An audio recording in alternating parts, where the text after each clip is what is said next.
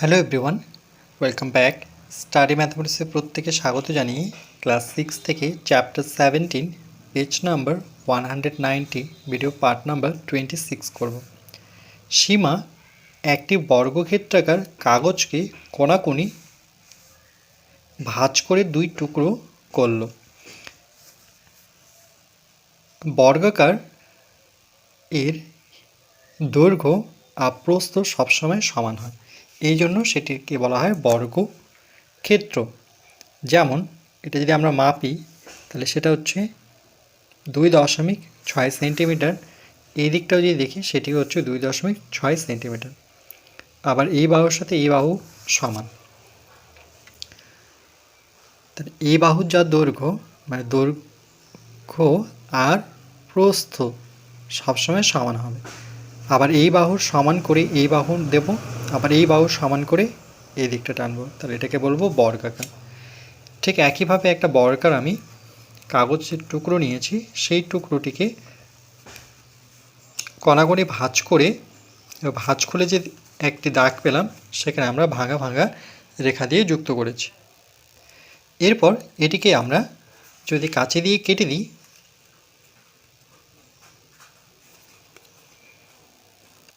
এই যে বর্গাকার কাগজটি ছিল সেই কাগজটিকে আমরা কণাকণি ভাঁজ করে সেটি কেটে নিলাম।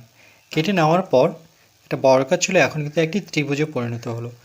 1, 2, 3টি বাহু আছে। দেখো এর উপরে যদি আমরা এটা এভাবে রাখি তাহলে দুটো টুকরোর দৈর্ঘ্য কিন্তু সমান, মানে একটি ত্রিভুজ পাবো। তো এখান থেকে যে কোনো একটি টুকরো নিয়ে আমরা এখানে দেখো ত্রিভুজটি নিয়েছি। তাই কাগজটিকে কীভাবে রাখলো, এইভাবে রাখলো, এইভাবে বা এইভাবে রাখতে পারি ঘুরিয়ে।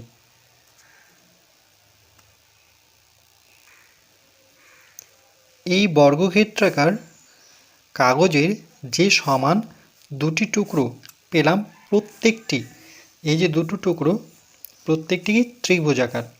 বর্গক্ষেত্রাকার ছিল কিন্তু এখন হয়ে গেল এটি ত্রিভুজাকার।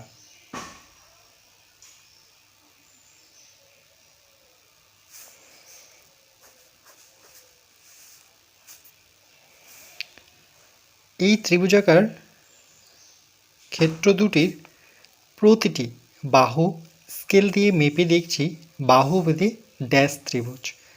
বলছে আমরা যদি স্কেল দিয়ে মাপি তাহলে এই বাহুর দৈর্ঘ্য এই বাহুর দৈর্ঘ্য সমান, কেন যেহেতু প্রত্যেকটি বাহুর দৈর্ঘ্য সমান। আবার এই বাহুর সাথে এই বাহু কিন্তু সমান।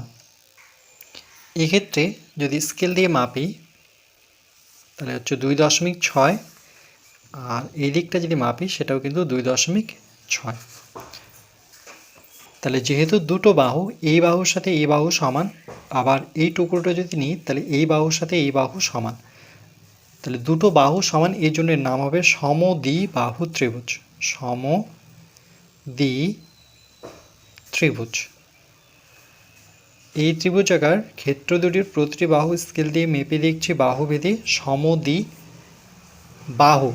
ওকে, এখানে বাহু কথাটা লিখতে হবে, সমদ্বিবাহু ত্রিভুজ।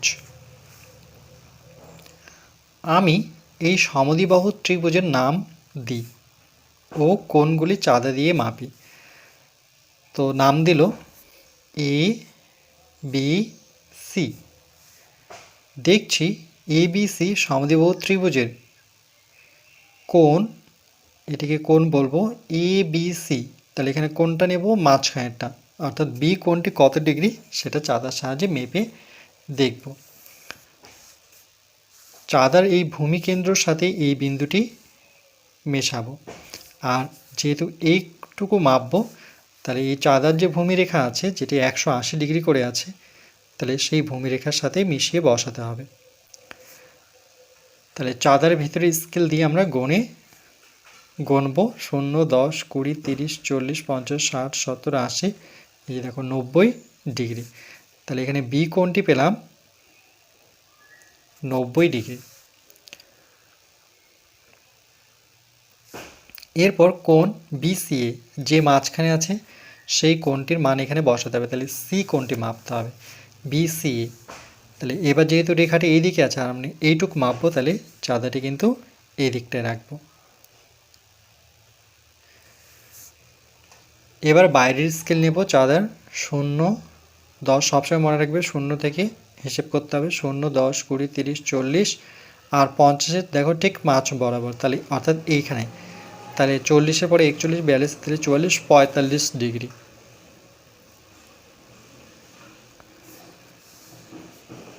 তাহলে আমরা গুণে দেখলাম হিসেব করে এটা 45 ডিগ্রি। তারপরে সিএবি, তাহলে এ যেহেতু মাঝখানে আছে তাহলে এই কোণটি মাপতে হবে। এবার আমরা চাঁদাটা কিভাবে বসাবো, যে কোনো একটি বাহুকে আমরা 180 বরাবর রাখবো।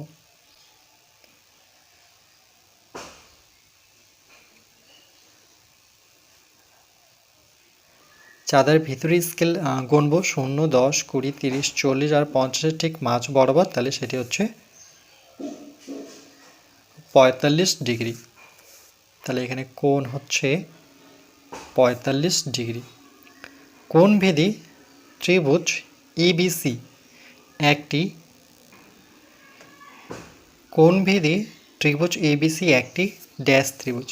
তাহলে প্রথমে আমরা দেখলাম যে যেহেতু দুটো বাহু সমান এই ত্রিভুজের, এই বাহুর দৈর্ঘ্য সমান, তাহলে প্রথমে লিখব সমদ্বি,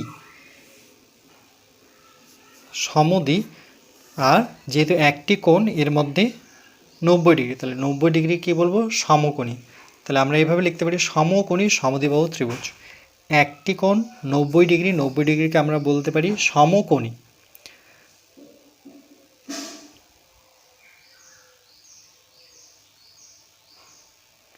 সমকোণী, আর যেহেতু দুটো বাহু সমান তাহলে সমদ্বিবাহু।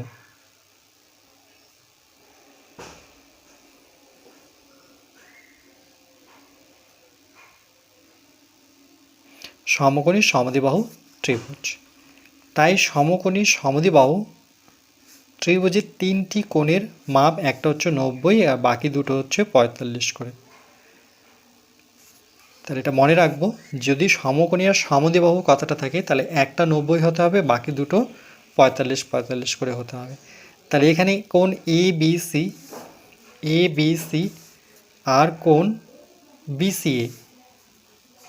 বিসিএ আর কোণ সিএবি, মানে তিনটি কোণের সমষ্টি কত হচ্ছে দেখো 90, এর সাথে বাকি দুটো 45 যোগ করলে 90, তাহলে 9 9 18, তাহলে কত পাচ্ছি 180 ডিগ্রি।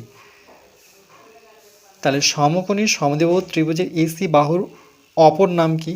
এসি বাহুর অপর নাম দেখো, এই সমকোণ যেহেতু এখানে 90 ডিগ্রি, তাহলে 90 ডিগ্রির সামনের বাহু সবসময় আমরা বলবো অতিভুজ, আর এটা কিন্তু সবসময় বৃহত্তম বাহু হয়। 90 ডিগ্রির সামনের বাহু সবসময় বৃহত্তম, আর সেটিকে আমরা বলতে পারি অতিভুজ।